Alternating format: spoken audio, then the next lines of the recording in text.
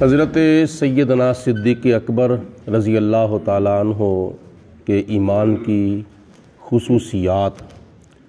صحابہ کرام میں سے سب سے پہلے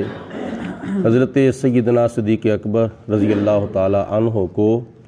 کلمے والے نے پڑھایا ہے۔ آج کسی کو کوئی کلمہ پڑھاتا ہے لیکن اس شخصیت کے ایمان کا کیا کہنا جس کو کلمے والے نے پڑھایا ہو۔ دوسرے نمبر پر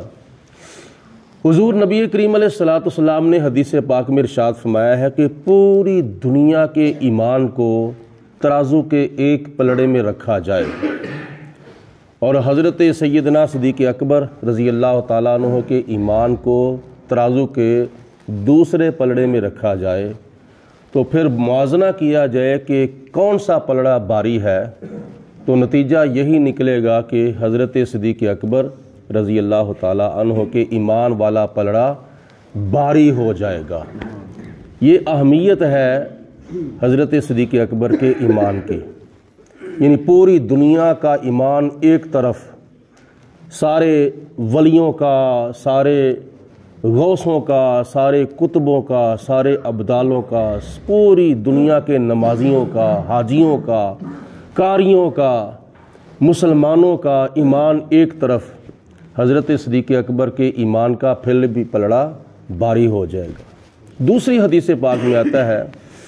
نبی کریم علیہ الصلوۃ والسلام نے ارشاد فرمایا کہ اے پیارے صدیق،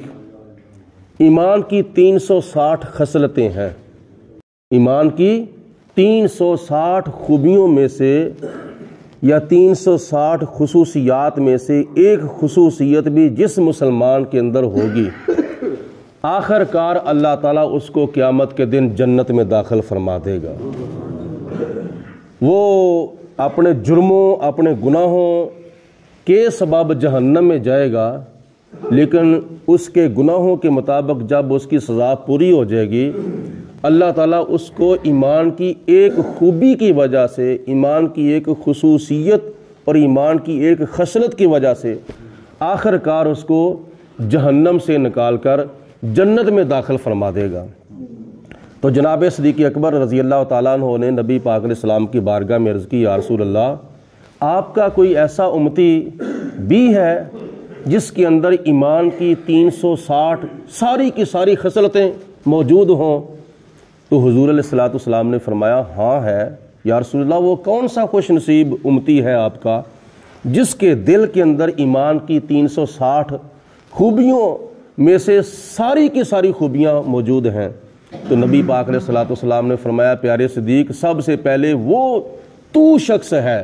جس کے اندر ایمان کی 360 ساری کی ساری خصلتیں اور خصوصیات اور خوبیاں موجود ہیں۔ نبی پاک علیہ الصلوۃ والسلام خود جن کے ایمان کی گواہی دیں، اور حضور علیہ الصلوۃ والسلام کی زبان مبارک وہ ہے جس زبان سے خدا بولتا ہے،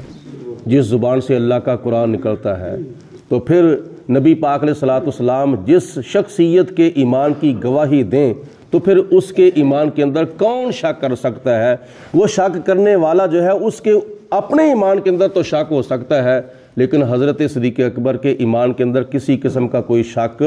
نہیں ہو سکتا۔ اللہ پاک ہم سب کو صحابہ کرام کے نقش قدم پہ چلنے کی توفیق عطا فرمائے۔ صلاۃ والسلام علیک یا سیدی یا رسول اللہ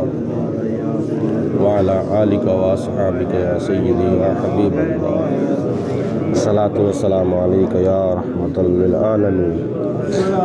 وعلی آلک واصحابک یا خاتم النبیین۔